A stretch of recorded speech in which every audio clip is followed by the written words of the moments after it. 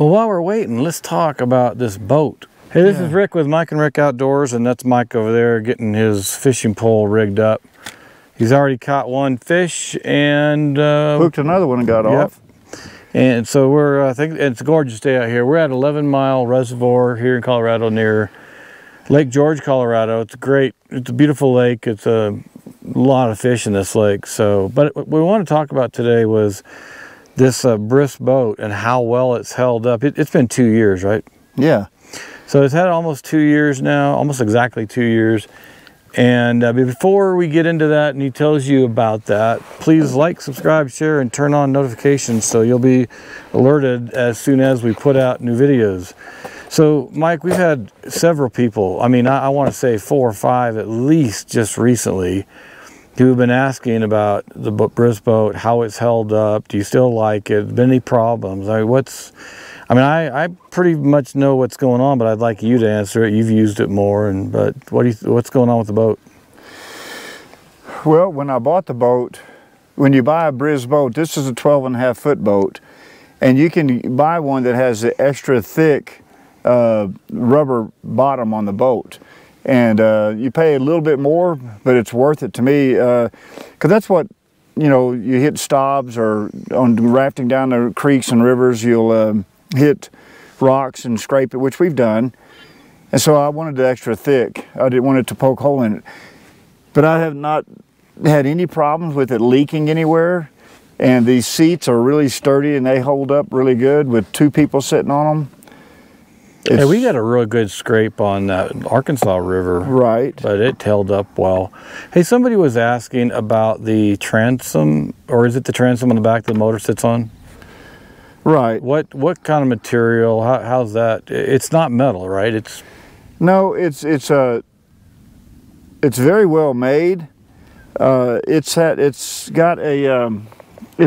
reinforced and designed really well. It doesn't move around or doesn't flex at all. It's real sturdy and really strong. I used to run an electric motor on it, and of course that worked really fine. And then I bought a Hangkai outboard motor.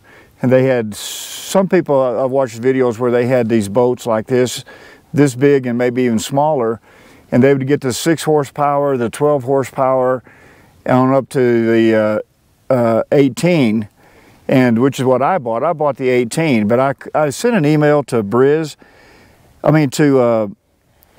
Boat Company, and they're really good about responding. I've corresponded with them many times on many different issues. And I broke a paddle one time, they sent me a new one.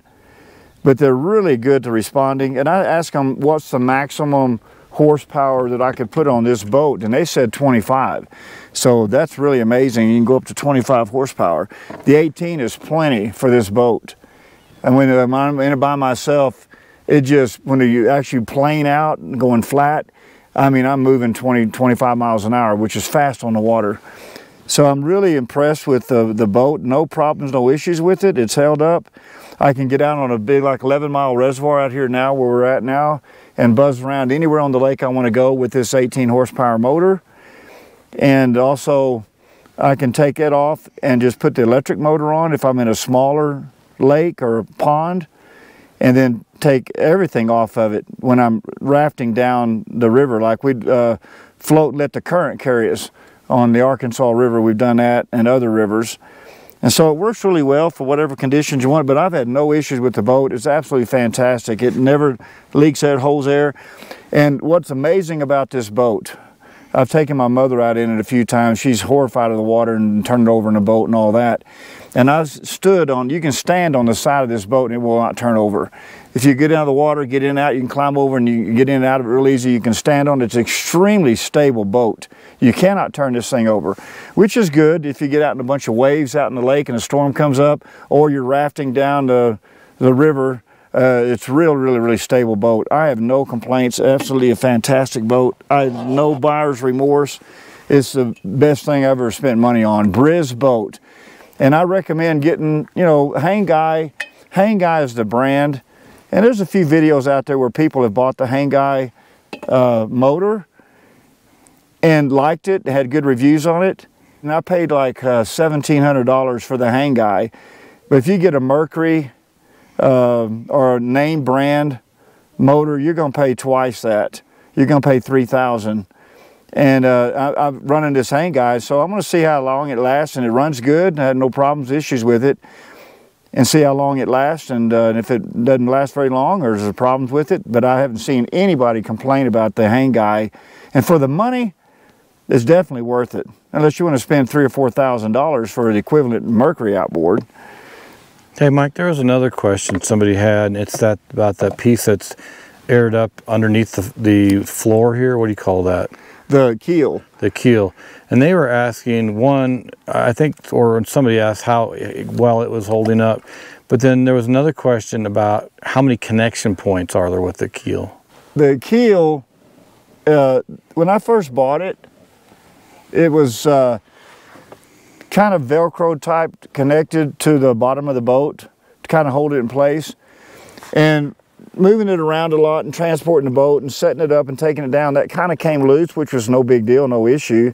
And so it just lays down in the bottom of the boat. Is it connected anymore, or is it? No, it's not connected. But when you put the floor on top, it's not moving when you air it up, right? No, it doesn't move at all. And there's the bottom plates that go on the bottom of the boat. The front plate has a hole in it where the air vent is to pump air into the keel. And you want the keel, it serves a purpose. That's why the BRIS put it in there. When you're just rafting and going down the river, you really don't need it. But if you're buzzing across the lake with an 18 horsepower motor on here, the boat moves. I'm not a outboard boat motor enthusiast that much, but it helps to have a keel when you're traveling, going fast over the water. So now you've had no problem with the keel at all. So you've had a couple things you've had to get replaced from BRIS, and one of them was an oar. They replaced that really quick. We were on the Arkansas River, it cracked and it hit a rock or something, and they replaced that quick. There was something when you first got it, I thought, that you... The front panel. Okay. In shipping, it's a triangular shaped piece. It's some type of marine plywood. The floor panel. Floor panel, marine plywood type. And in shipping, one of the corners was kind of dinged and bent a little bit. Of course, when you get a brand new something, you pay for it, you want it to be perfect. And so it was dinged on the corner a little bit, and I took a picture of it and sent it back to BRIS, and I emailed them the picture, and they sent me a brand new one free of charge. And when I broke one of the oars, hitting a rock with it was really rough with it. It's a quality oars, and they're just really rough with it at a time. They replaced that really quick.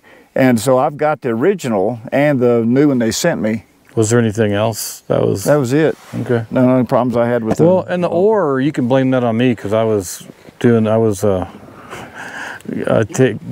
the boat down the river. Mike was fishing. That was a beautiful day, but that was a little rough getting over those rocks. But that's when we also had the big scrape on the bottom. But it was, we hit bottom on that rock pretty hard, but it's a scrape, but it didn't gouge it out. We were on the river late in the summer, like September or August, yeah, and all the rafting companies, they were done. They were off the river. They weren't rafting anymore because it was too low.